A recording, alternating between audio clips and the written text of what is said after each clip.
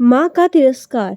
शादी की सुहाग सेज पर बैठी एक स्त्री का पति जब भोजन की थाल लेकर अंदर आया तो पूरा कमरा उस स्वादिष्ट भोजन की खुशबू से भर गया।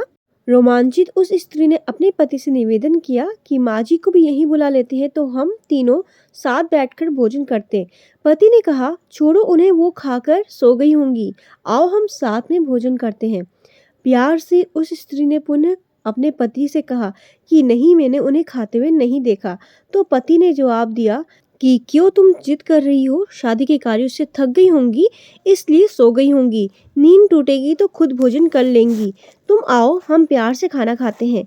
उस स्त्री ने तुरंत डिवोर्स लेने का फैसला ले लिया और डिवोर्स लेकर उसने दूसरी शादी कर ली और इधर उसके पहले पति ने भी दूसरी शादी कर ली। दोनों अलग अलग सुखी घर गृहस्थी बसाकर खुशी खुशी रहने लगे। इधर उस स्त्री के 2 बच्चे हुए जो बहुत ही सुशील और आज्ञाकारी थे।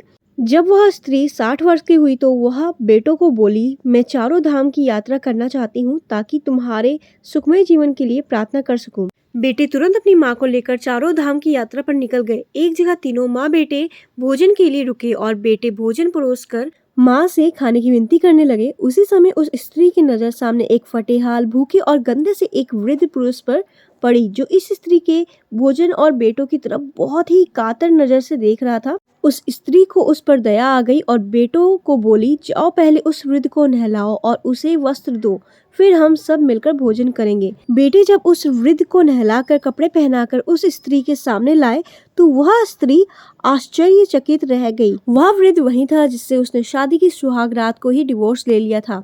उसने उससे पूछा कि क्या हो गया जो तुम्हारी हालत इतनी दयनीय हो गई। तो उस वृद्ध ने नजर झुका कर कहा कि सब कुछ होते हुए भी मेरे बच्चे मुझे भोजन नहीं देते थे, मेरा तिरस्कार करते थे, मुझे घर से बाहर निकाल दिया।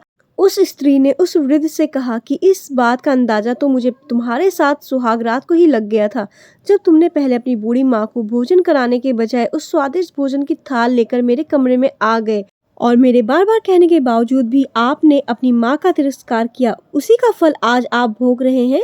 जैसा व्यवहार हम अपने बुजुर्गों के साथ करेंगे उसे देखा देखकर हमारे बच्चों में भी यह गुण आता है कि शायद यही परंपरा होती है। सदैव माँ बाप की सेवा ही हमारा दायित्व बनता है। जिस घर में माँ बाप हंसते हैं वही प्रभु बरसते हैं। दोस्तों, आपको कहानी कैसी लगी कमेंट करके जरूर बताइएगा। कहानी पसंद आई हो तो वीडियो को लाइक शेयर करें और चैनल को सब्सक्राइब करें।